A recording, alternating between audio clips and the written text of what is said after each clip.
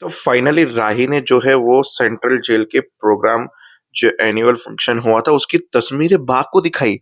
जहां बाघ को देख के दिल में दौरा पड़ गया क्योंकि उसने राघव की तस्वीर जो देख ली थी। अब वो देखने के बाद बाघ की बेचैनी हो गई और राही के मन में एक शक पैदा हो गया कि बाघ ने ऐसा क्या देख लिया फोटो में जो बाघ की हालत ऐसी हो चुकी है।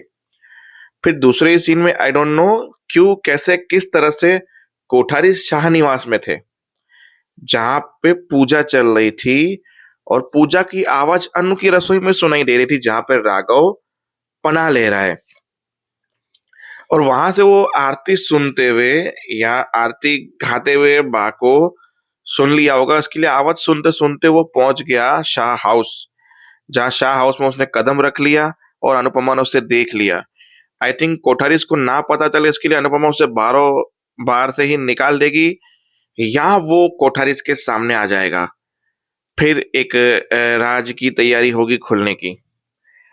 अब देखो जो मोहित है वो कंफर्म अपने ख्याति का बेटा ही है क्योंकि मोहित के माँ बाप को मोहित ने खुद ही नहीं देखा क्योंकि मोहित की जो माँ है उसे बचपन में अपने मामा के पास छोड़ के वो चली गई थी। आई थिंक ख्याति का कोई अफेयर होगा जिससे वो प्रेग्नेंट हो चुकी होगी।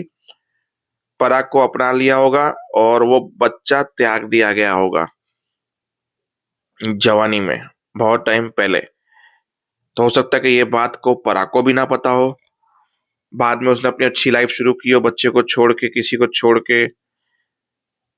अब वो कहीं गलती से कौन होगा यार, ये एक नया कैरेक्टर पैदा करेंगे इसके बाप को। खैर छोड़ो, आते कहानी पे। कहानी में प्रेम थोड़ा सैड है क्योंकि उसके खिलौने जल चुके हैं, बचपन की यादें जल चुकी हैं।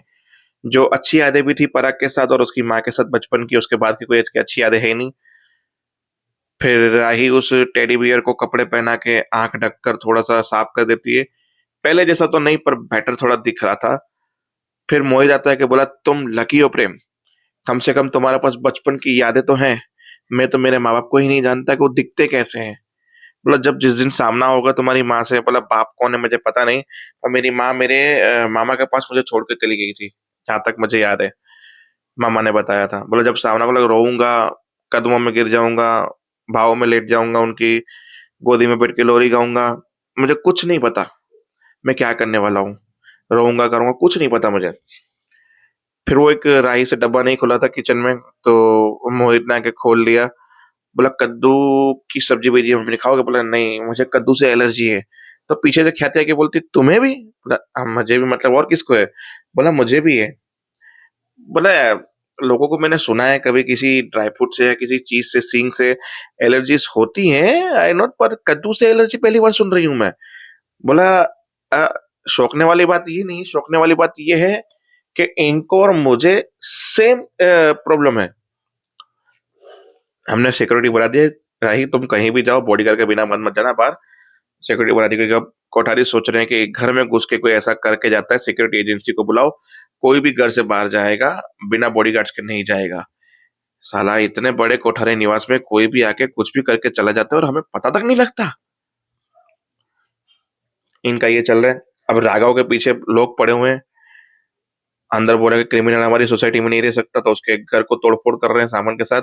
राघव जैसे जैसे अपनी जान बचा रहे हैं, पानी का गला सूख रहा है, पानी पीने का था, पानी का मतलब तक टूट गया। वहां अनुपमा कर रही है पूजा। अनुपमा की पूरी 5 मिनट की पूजा चलेगी और इसी 5 मिनट में राघव बाहर निकलेगा, उनसे रिक्वेस्ट भी करेगा, पर वो लोग मानेंगे नहीं, राघव को बहुत मारेंगे। राघव वहां से भागेगा, छुपेगा, एक बच्चा उसे रोटी खिलाएगा तो गलती से वो बच्चा गिर जाएगा तो लोगों को ऐसा लगेगा इसने बच्चे को उठाया, पर वो गिर गया था इसके लिए उसने उठाया।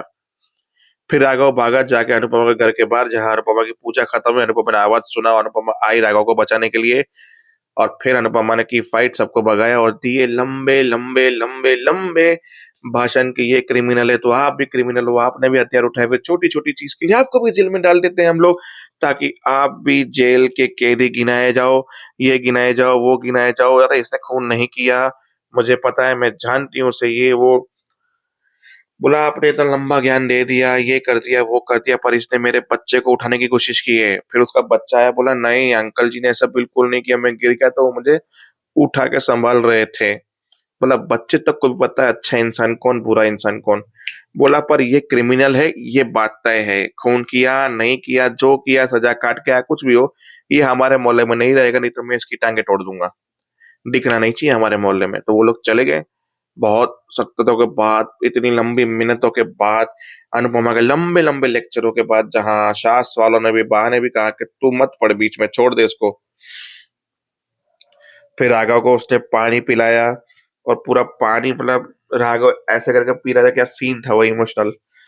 फिर जब अनुपमा अंदर लेके जाए तो बा का भाषण शुरू हो गया कि तुम ऐसा मत करो, ये तुम गलत कर रही हो, ये वो, ये मेरा घर है। बोला वैसे मैं बताना चाहती हूँ, पर काइंड यू इन्फॉर्मेशन, आपका हक जरूर है, पर ये घर मेरा है और अब मैं इसे अनु की रसोई में लेके जा रही हूँ, जिसके लिए मैं कोई दलील नहीं सुनूंगी किसी की भी। आज तो मतलब अंश तक को भी आंख दिखाती कि तू बोल रहा है। मतलब आज कोई व्यक्ति नहीं था ऐसा कि जो अनुपमा का सपोर्ट करे। भी तो बाबूजी ने भी कहा कि ये तुम कहते हो कि कभी कभी अपना आपा खो देता है, कोई चीज ऐसे ट्रिगर कर जाती है, तो ऐसे लोग घर में आई थिंक अनसेफ रहेंगे। फिर बाबूजी का मान रखने के लिए वो अनु की रसोई में लेके गई, जहाँ पे मोहल्ले वाले बोले कौन क्रिमिनल को पनाह देता है। लगता है कुछ और बात है अनुपमा का तीसरा, मतलब जरूर अनुपमा का चक्कर है इसके साथ, या कुछ ना कुछ गुल खिलाने वाली है, वो भी इस उम्र में।